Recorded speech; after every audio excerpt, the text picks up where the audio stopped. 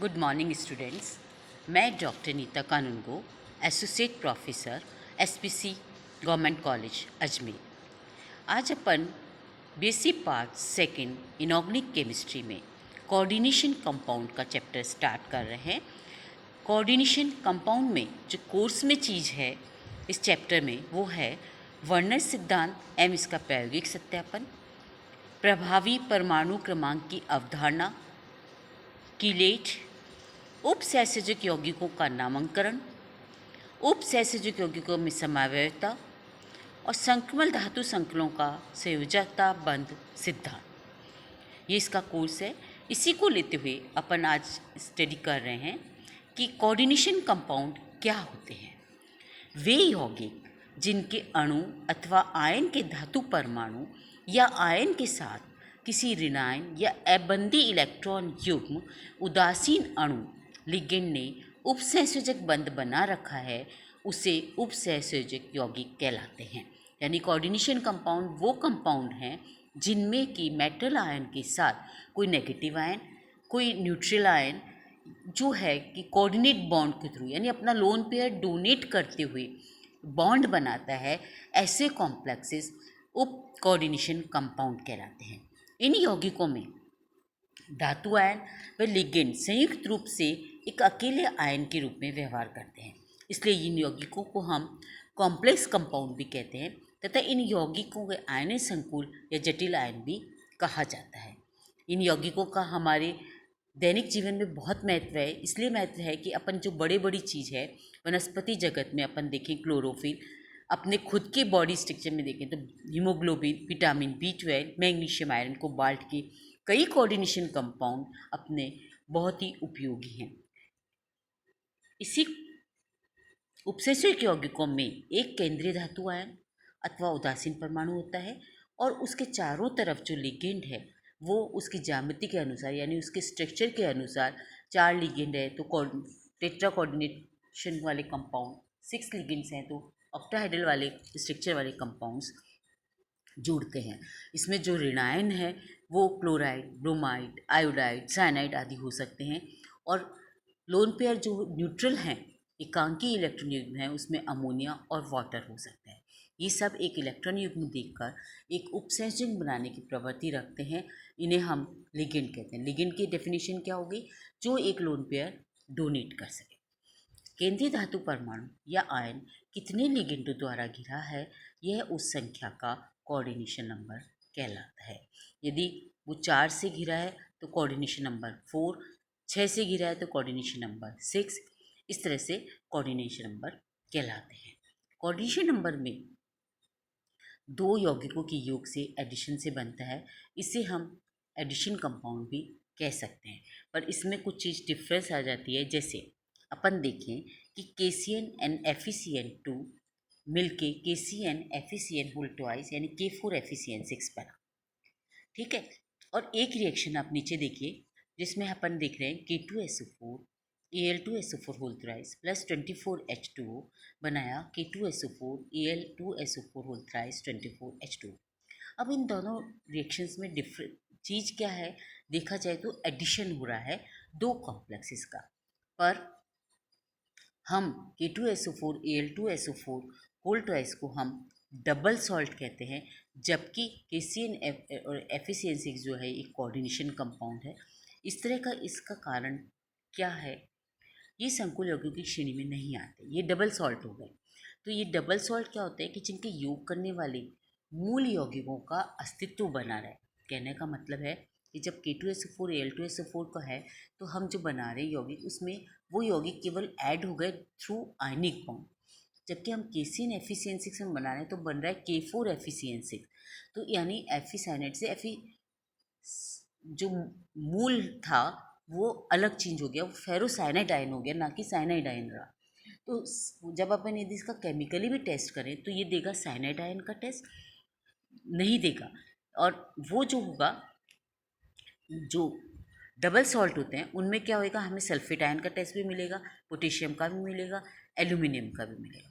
तो ऐसे यौगिकों को जिनका मूल यौगिकों का अस्तित्व बना रहता है वो डबल सॉल्ट कहलाते हैं, और जिन यौगिकों के योग होने से उनके मूल यौगिकों का अस्तित्व नहीं बना रहता वह कोऑर्डिनेशन कंपाउंड कहलाते हैं।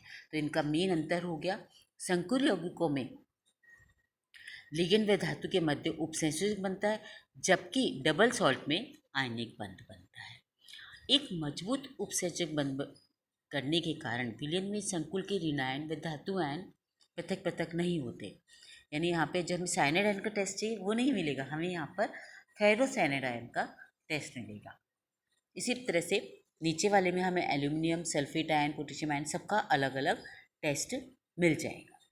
तीसरा हो जाता है कि संकीर्ण यौगिकों को केवल एक ही प्रकार के धनायन व ऋणायन होते हैं, तो उनमें जो भी आयन है वह संकुल होता है और बड़े कोष्ठक में लिखा जाता है।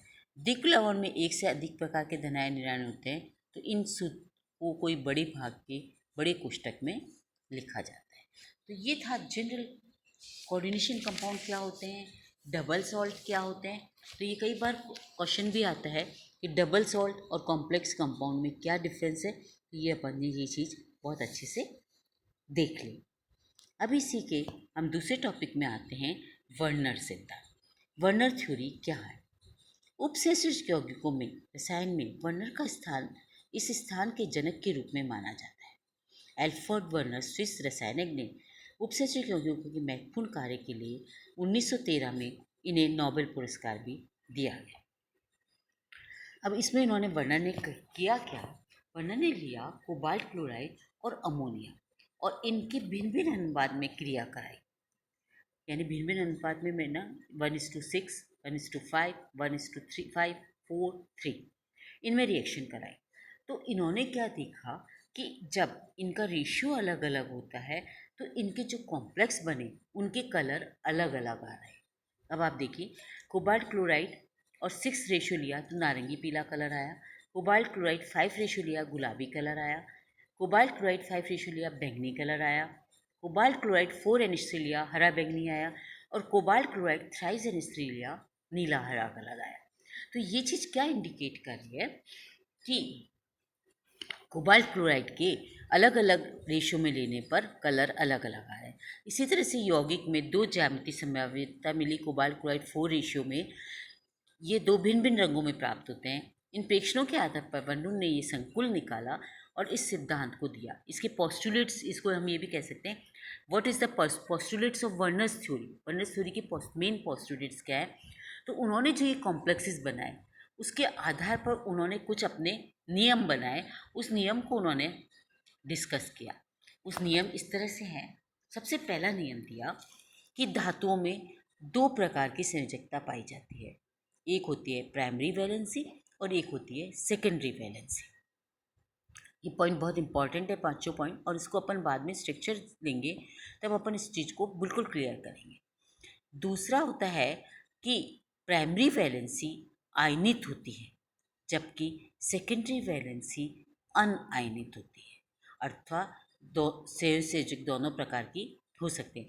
यानी प्राइमरी वैलेंसी आयनिक नेचर की होती है और सेकेंडरी वैलेंसी जो है वो कोवैलेंट इन नेचर होती है। और हम ये भी कह सकते हैं प्राइमरी वैलेंसी आयनाइजेबल होती है और सेकेंडरी वैलेंसी नॉन आयनाइजेबल होती है। प्राइमरी वैलेंसी ऋणायनों से संतुष्ट होती है, यानी केवल नेगेटिव आयन ही लगेंगे, जबकि सेकेंडरी वैलेंसी में ऋणायन और उदासीन अणु दोनों प्रकार से सेटिस्फाई होती है। किसी भी धातु के लिए सेकेंडरी वैलेंसी का मान निश्चित होता है, जबकि किसी धातु की प्राइमरी वैलेंसी से हमें केंद्रीय धातु की ऑक्सीकरण अंक यानी ऑक्सीडेशन नंबर की जानकारी मिलती है। किसी ऋणायन के धातु परमाणु की प्राथमिक व द्वितीयक संयोजकता दोनों प्रकार की संयोजकता से संतुष्ट होते हैं। इसको अपन इसके स्ट्रक्चर से देख सकते हैं। जैसे ये देखिए, कोबाल्ट क्लोराइड 6NH3, यहाँ पर देखिए कोबाल्ट 3 डॉटेड लाइन से, ये और चीज़ नोट कर लीजिए, प्राइमरी वैलेंसी डॉटेड लाइन से दिखाई जाती है जबकि सेकेंडरी वैलेंसी डार्क लाइन से इंडिकेट होती है। तो इस स्ट्रक्चर में आप देखिए, कोबाल्ट क्लोराइड जो डॉटेड लाइन से इंडिकेट किया है वो है प्राइमरी वैलेंसी और डार्क लाइन से किया है अमोनिया। तो अमोनिया जो है वो उसका कोऑर्डिनेशन नंबर है 6 और Cl जो है इसका +3 ऑक्सीडेशन स्टेट है। इस चीज़ को कोबाल्ट क्लोराइड 5NH3 में हम देखते हैं तो आप देखिए एक क्लोराइड जो है, यदि हम 5 NH3 लगा दिए तो क्या हुआ, मैंने कहा था कोऑर्डिनेशन नंबर यानी सेकेंडरी वैलेंसी फिक्स्ड होती है ना, वो उतनी ही रहेगी।